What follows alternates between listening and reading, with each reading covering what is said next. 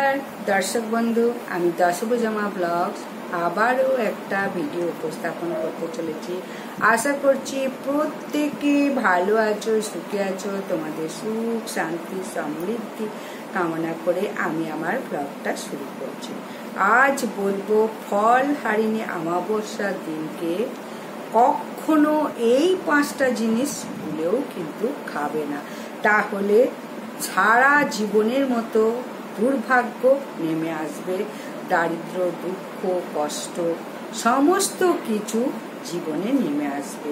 তাই এই ফল হারিনি অমাবস্যা খুব জাগ্রত অমাবস্যা। বছরও 12টা অমাবস্যার মধ্যে ফল হারিনি অমাবস্যাটা ভীষণভাবে জাগ্রত। মা ওই দিন যে পাপ করে তাকেও কিন্তু সে যদি মাকে ডাকে, সেই পাপ থেকে তাকে ক্ষমা করে দেয় ওই একটা দিনের জন্য।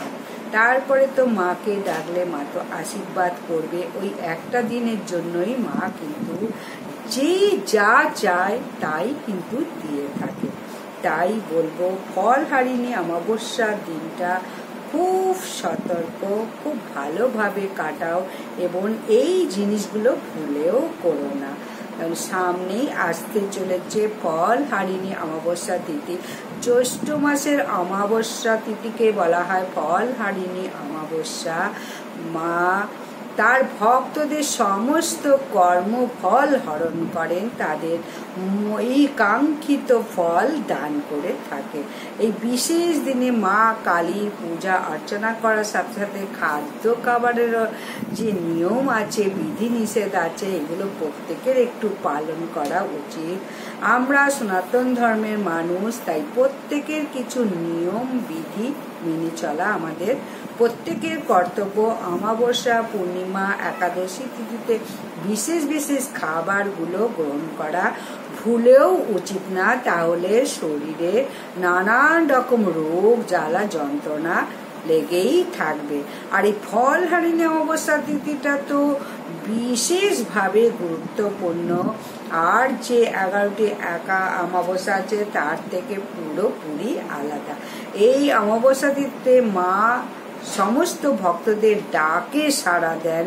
বারবারই এই কথাই বলবো, তাই প্রত্যেকে বলবো নিরামিষ খাবারের মধ্যেও বিশেষ কিছু খাবার আছে, সেগুলো ভুলেও কিন্তু খেও না, তাহলে কিন্তু উপকারের জায়গায় অপকার হবে। যতই পুজো পাঠ করো আর যাই করো, সমস্ত পূজা অর্চনা বিফল হয়ে যাবে। তাই প্রত্যেককে বলবো এই ভিডিওটা শেষ পর্যন্ত দেখলে অনেক উপকৃত হবে। এবং যদি ভালো লাগে অবশ্যই লাইক, সাবস্ক্রাইব, কমেন্ট করে দাও এবং কমেন্টে লেখো জয় মা কালীর জয়, ফল হারিনি মায়ের জয়। ফল হারিনি অমাবস্যা আর বেশি দিন কিন্তু বাকি নেই। তাই প্রত্যেকে বলবো যে এই বছর ফল হারিনি অমাবস্যা কবে পড়েছে, কবে মানে ফল হারিনি অমাবস্যার উপবাস করবে, খাদ্য খাবারের বিধি নিষেধ বা কবে পালন করবে। ফল হারিনি অমাবস্যা পড়েছে 12ই জ্যৈষ্ঠ 1432, ইংরাজি 27শে মে 2025 মঙ্গলবার। কিন্তু অমাবস্যা তিথি লাগছে সোমবার সকাল 11:09 থেকে থাকবে মঙ্গলবার সকাল 8:46 পর্যন্ত।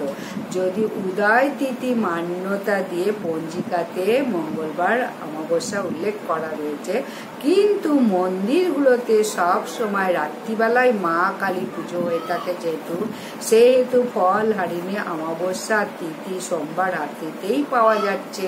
তাই অমাবস্যার নিশি পালন মন্দিরের পূজা সোমবারই করা হবে। ফল হারিনি অমাবস্যা যদি কোনো ফল উৎসর্গ করা থাকে, সোমবার সারা দিন উপবাস রেখে মন্দিরে মায়ের পূজা দাও এবং মঙ্গলবারও করতে পারো, দুদিনই করতে পারো।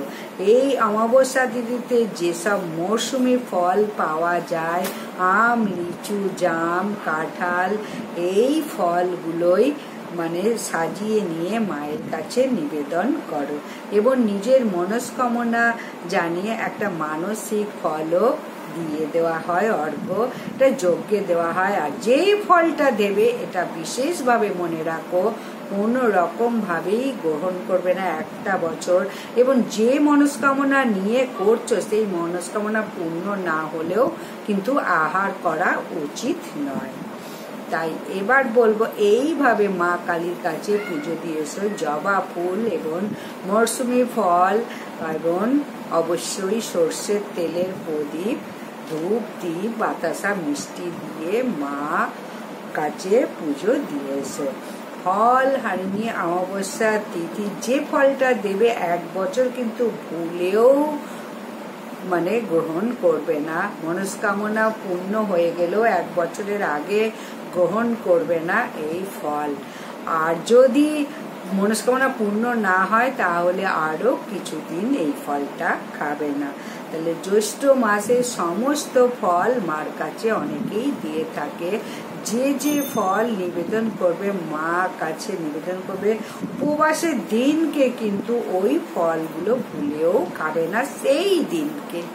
সেই দিনের জন্য মা কালীর কাছে যে ফলগুলো উৎসর্গ করছো। আর অমাবস্যা তিথিতে ভুলেও মুখে তুলবে না এই একটি জিনিস, সেটা হচ্ছে পোড়া জাতীয় খাবার। কোনো উপোস বা পুজো পাঠের দিন গ্রহণ করা ভুলেও উচিত নয়। অনেকেই নানা রকম সবজি পুড়িয়ে খায়, রুটিও অনেকে খায়, সে রুটিও কিন্তু তৈরি করা যাবে না আগুনে পুড়িয়ে। তাই বলবো, লঙ্কা পোড়া, পটল পোড়া, আলু পোড়া, কোনো পোড়া কিন্তু খাবে না ওই দিনকে। অর্থকষ্ট, দুঃখ, দুর্দশা দেখা দেবে। আর অমাবস্যার এই দিনকে কোনো মশলা পোড়া বা রুটি সবজি পোড়া একদম ভুলেও খাবে না।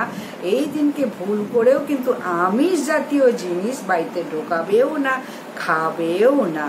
আর যদি কোনো মনস্কামনা জানিয়ে মায়ের কাছে ব্রত করো তাহলে সেই ক্ষেত্রে তো ভুলেও খাবে না নিরামিষ, আমিষ খাবার, নিরামিষ গ্রহণ করতে হবে।